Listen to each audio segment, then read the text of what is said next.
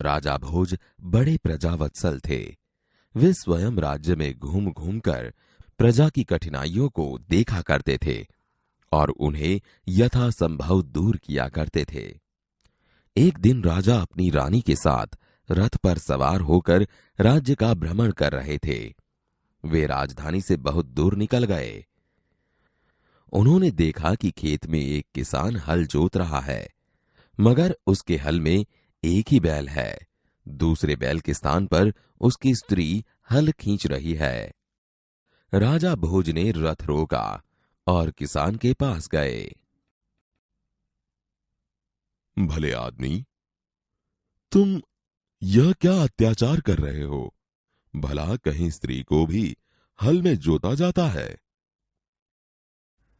मेरा एक बैल मर गया है। दूसरा बैल खरीदने के लिए मेरे पास धन नहीं है। अगर खेत न जुता तो मैं खाऊंगा क्या? किसान पुनः अपने कार्य में लग गया। उसे क्या पता था कि उससे बात करने वाला कौन है। अरे भाई, जरा सुनो तो। जो कहना है मेरे साथ चलते चलते कहो। मेरा काम क्यों रोकते हो? राजा भोज उसके साथ साथ चलने लगे। अपने काम के प्रति किसान की लगन देखकर राजा भोज बहुत प्रभावित हुए। भले आदमी, इस प्रकार तो तुम्हारी पत्नी थक जाएगी और थकावट की वजह से कोई दूसरा कार्य भी नहीं कर सकेगी। तो फिर तुम ही बताओ, मैं क्या करूं? तुम मेरे साथ चलो, मैं अपना एक बैल तुम्हें दे देता हूं। मगर इतनी देर मुझे काम रोकना पड़ेगा। तुम ही बैल ला दो। अच्छा, ऐसा करो, तुम अपनी पत्नी को रथ के पास भेज दो। वह मेरी पत्नी से बैल ले आएगी।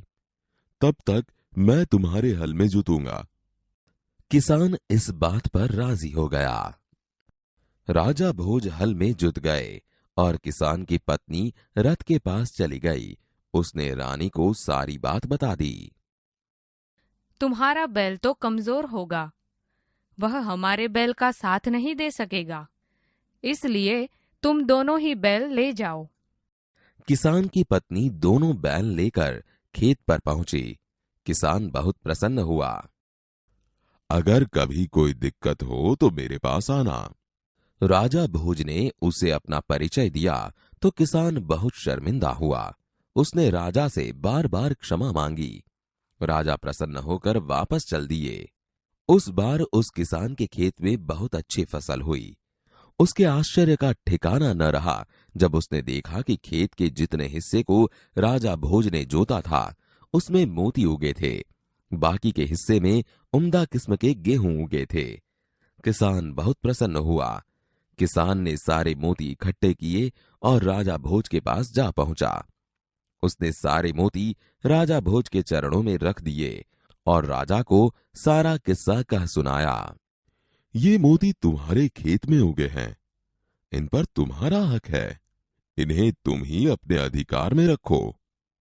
नहीं महाराज, यह आपके परिश्रम का प्रताप है, इसलिए मैं इन्हें नहीं ले जाऊंगा।